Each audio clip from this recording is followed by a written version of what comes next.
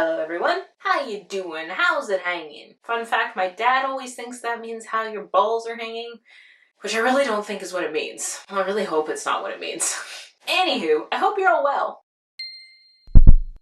So today I want to talk to you all about something I like to call the snowball effect. Many people think that doing something hard like losing weight is impossible, which is why when someone like me loses a huge amount of weight, they automatically think that they've done the impossible and that they're incredible human beings. Now, don't get me wrong at all. Losing weight is not easy, but it's not impossible and anyone can do it. In fact, many people have done it. And one thing I find that is very much so overlooked in weight loss is mindset. I would say it's the main factor in someone's success in losing weight. I myself feel like I've always had a positive mindset. I, for some reason, just didn't apply that to my health before I started my journey. Mindsets are built up by thoughts and ideas. And like I mentioned before, one of my favorite ideologies is what I call the snowball effect. So fact, if someone eats a lot of junk and they don't move a lot, pretty sedentary, they're more than likely going to gain weight. However, that process is not as quick as what most people may think. On average, if you're having a week of indulgence, probably the most amount of weight you can put on is about 4 pounds.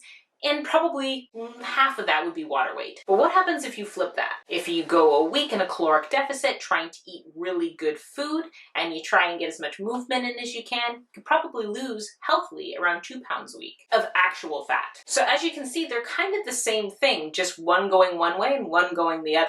This realization was a huge breakthrough for me because I always thought that putting on weight was super easy and that losing weight was hard. But if you look at the facts, they're actually pretty much the same exact thing. Now, while you may be thinking 2 pounds isn't really a lot of weight, but either is spending $2 on a cup of coffee.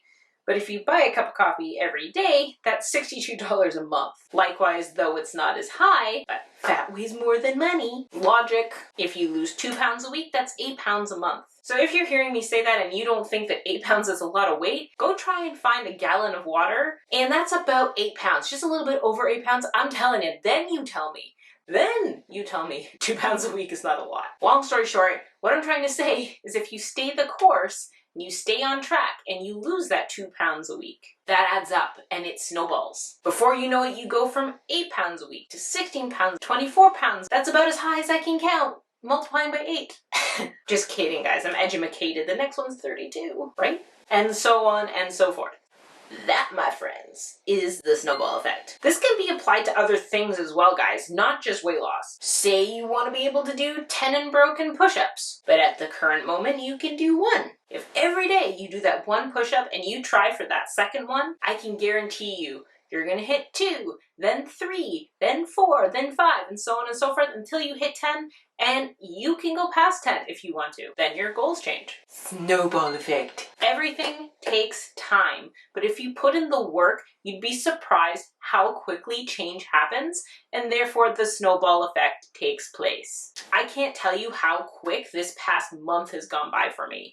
Though the days seem long sometimes, holy crap, where has the time gone? We're already almost at the end of April. So if you step back and you just focus on day to day, I promise you guys, it goes real quick and you'd be surprised how fast you actually do progress. Did me a year and a half ago think that I'd be where I am now? Hell no! Don't get it twisted, it wasn't that I didn't have the confidence that I was going to succeed because I was hell-bent. I was determined that was it. So I knew I was going to, but I didn't have like this thought process of what I was going to look like when I got there, how much weight I was going to lose and how quickly. It wasn't like that. It was basically just focus on day to day, let things build up, and you will get there eventually. I had no clue where I'd end up, but I stuck to my plan and I watched the scale go down every single week. I haven't lost 170 pounds. I've lost 1 pound 170 times. Snowball effect. 1 pound at a time, 1 rep at a time. Let's go! I hope this video helps some of you guys. If you know someone that it may help as well, please feel free to share it with them. And if you like this video, don't forget to smack the like button. Comment down below and subscribe if you aren't already for some more content. Until next time, guys, stay safe.